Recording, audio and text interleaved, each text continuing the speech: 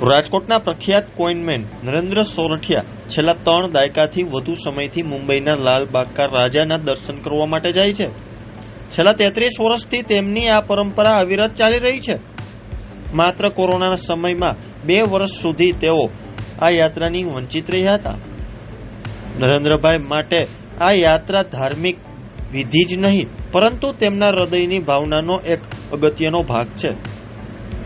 નરેન્દ્રભાઈ કહે છે કે જ્યારે પણ તેઓ લાલબાગકા રાજાના દર્શન કરવા માટે જતા ત્યારે તેમના મનમાં એક જ વિચાર આવતો કે બાપા માટે કંઈક વિશેષ કરવું જોઈએ.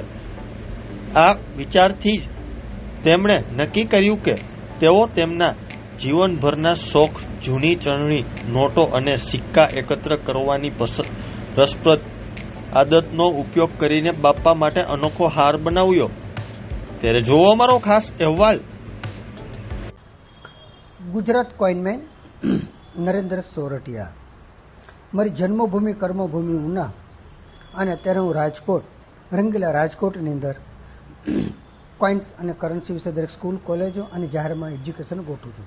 આજે દિવસે દિવસે લોકો આપણી વિરાસત કે યાદ ભૂલી રહ્યા છે, એને તાજી કરવા માટે હું આવી અને દરેકે દરેક જગ્યાએ સ્કૂલ, કોલેજોમાં સ્પીચ આપું છું કોઇન્સ અને કરન્સી વિશે. અને હું છેલ્લા 33 વર્ષથી મહારાષ્ટ્ર, બોમ્બે લાલબાગના રાજાના દર્શન કરવા જાઉં છું. છેલ્લા 2 વર્ષથી નહોતો ગયો, કેમ કે ત્યાં કોરોના કાળ હતું, એ સમયે નહોતો ગયો.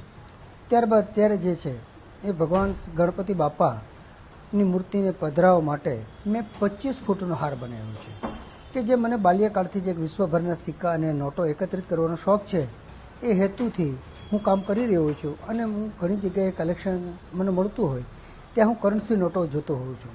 એમાં બંડલ અને મને સારા ગમતા હોય એ અલગ મૂકી દઉં છું.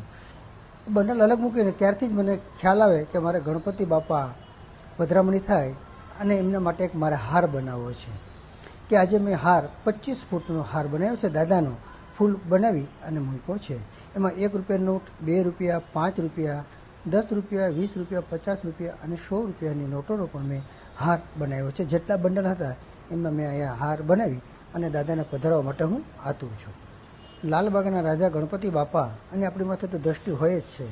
આ મને 7 થી 8 દિવસની અંદર મારી પાસે બધી વસ્તુ તો હતી જ ઓલરેડી, અને 7 થી 8 દિવસની અંદર દિવસે દિવસે 3-3, 4-4 કલાક બેસી કુદરતી નવો આઈડિયા આવે એ પ્રમાણે હું દાદાનો હાર બનાવતો હતો. 8 દિવસનો સમય તો લાગ્યો જતો. જી સર.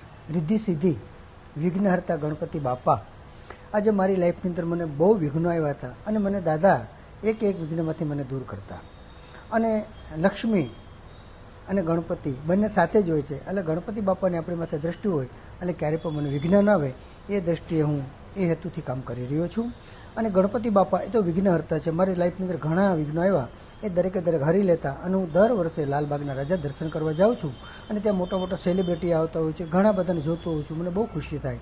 ત્યારે એમ થયું કે આપણે પણ હવે દાદા માટે કંઈક સારી વસ્તુ એક અર્પણ કરીએ, અને એના માટે મેં એક હાર બનાવ્યો છે. અને મને એક શોખ છે આખા વિશ્વના સિક્કા નોટોનો, એ હેતુથી હું કામ કરી રહ્યો છું. લાલબાગના રાજા કે જે બોમ્બેની અંદર, જે મહારાષ્ટ્રની અંદર જે પોપ્યુલર છે, આજે વિશ્વની અંદર ગણપતિ બાપાને કોણ યાદ ન કરતું હોય. કોઈ પણ પ્રસંગ હોય, સારો પ્રસંગ હોય કે નરસો પ્રસંગ હોય, સૌ પ્રથમ પહેલાં તો આપણે ગણપતિ બાપાને જ યાદ કરવાના હોય છે. અને રિદ્ધિ સિદ્ધિના દાતા એ ગણપતિ બાપા. એટલા માટે પણ મેં એક સરસ હાર બનાવ્યો છે, દાદાને હું તેમના શરીર પર અર્પણ કરવા માટે આતુર છું. જી સર.